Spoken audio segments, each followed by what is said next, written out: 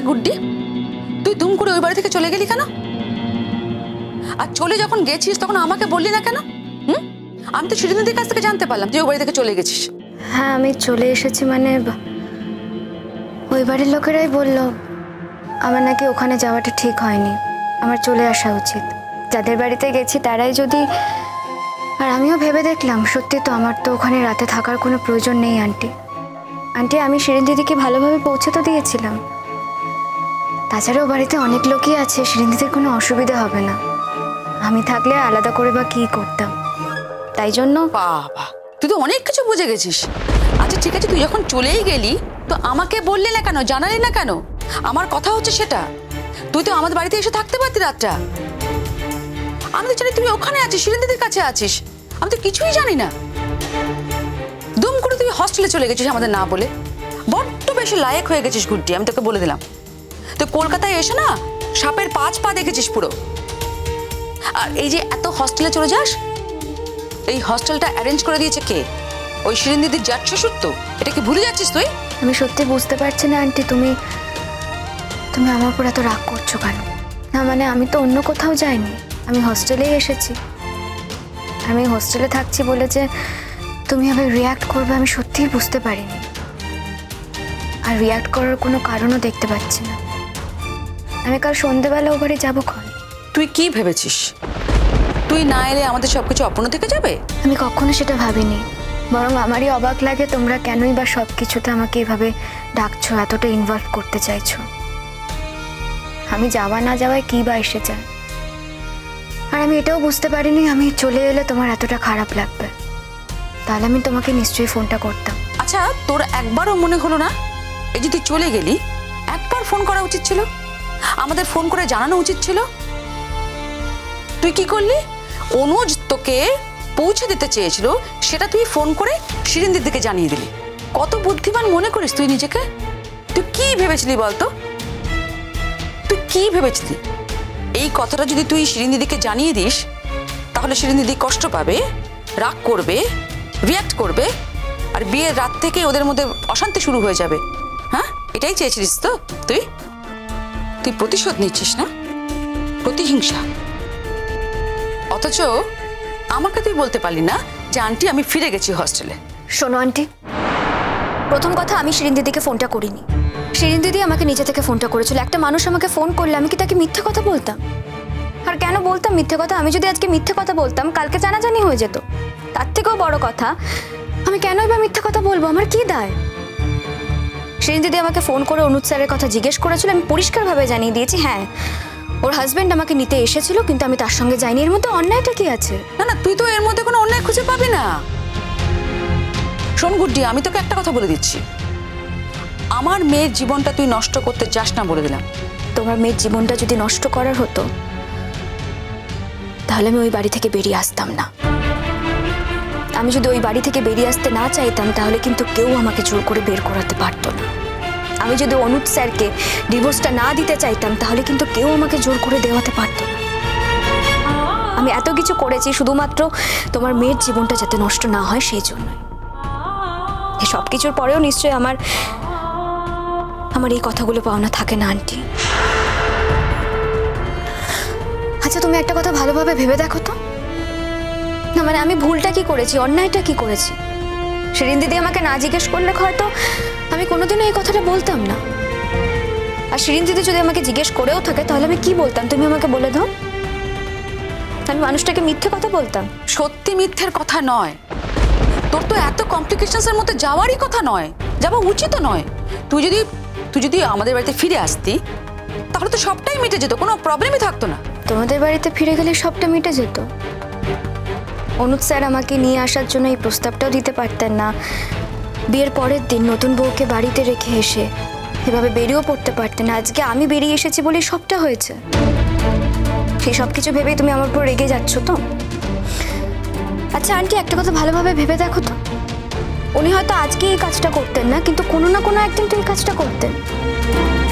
তার থেকে ভালো হলো না যে প্রথম রাতে বেড়ালটা মারা হয়ে গেল। আমি তো শিরিন দিদিকে পরিষ্কারভাবে বলে দিয়েছি পরবর্তীকালে ওর স্বামী যেন কোনোদিনও আমাকে এভাবে বিব্রত না করে। আজকে ওদের মধ্যে পরিষ্কারভাবে কথা হয়ে গেলে আশা করি ভবিষ্যতে আর কোনোদিনও স্যার এই কাজটা করবেন না। ভালো করে ভেবে দেখো, এটা কি ভালো হলো না? কখনো না। বিয়ের পরের দিন যেদিন বউ নিয়ে বাড়িতে ঢুকলো সেই দিনই কিন্তু ওদের দুজনের মধ্যে একটা অশান্তির বীজ তৈরি হলো, আর সেটা তৈরি হলো কিন্তু তোর জন্য। আমাকে একটু বলবে আমি কি করেছি? না মানে বারবার তুমি এভাবে কেন আমাকে দোষারোপ করছো? আমি না কাউকে বলেছি আমাকে হস্টেলে পৌঁছে দেওয়ার জন্য, না আমি অনুজ স্যারকে সঙ্গে করে নিয়ে এসেছি, আমি তো একা একা হস্টেলে চলে এসেছি। তারপরেও কেন আমাকে বারবার দোষ সাব্যস্ত হতে হচ্ছে? আমি এটাই বুঝতে পারছি না।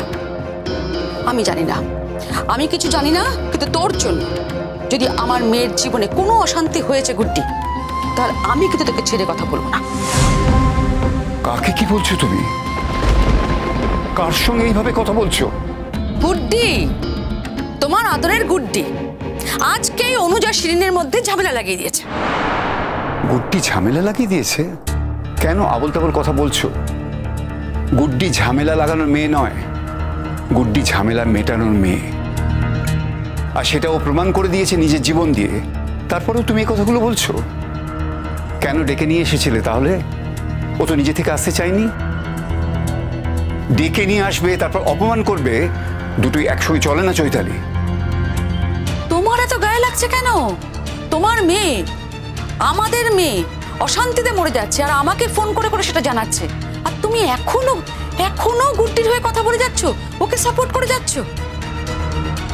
গুড্ডির এত বড় দুঃসাহস যে ও ওখান থেকে হস্টেলে চলে গেছে, আমাকে বলেনি পর্যন্ত।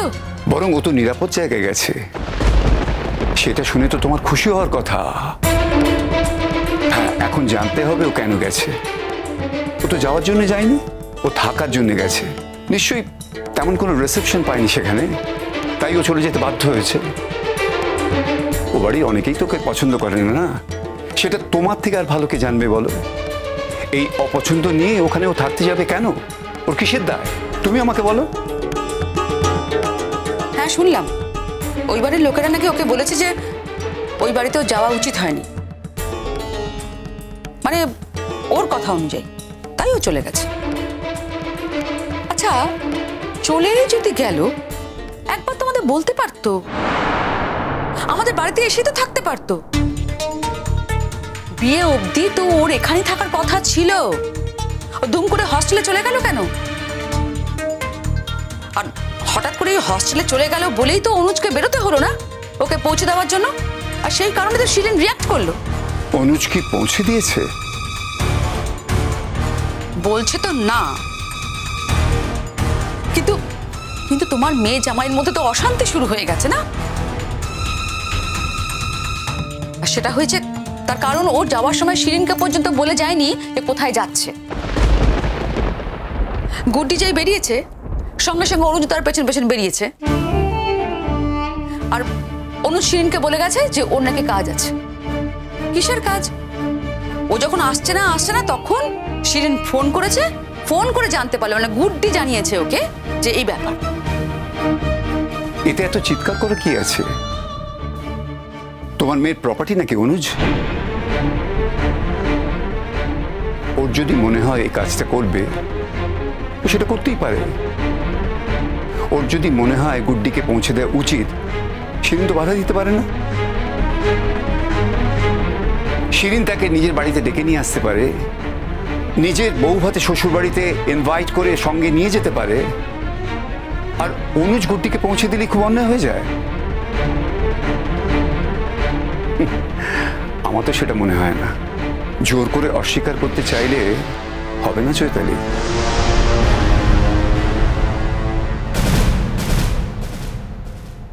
তাড়াতাড়ি আয় গুড্ডি, তুই এলে তবে কিন্তু ভাত কাপড়ের অনুষ্ঠানটা হবে।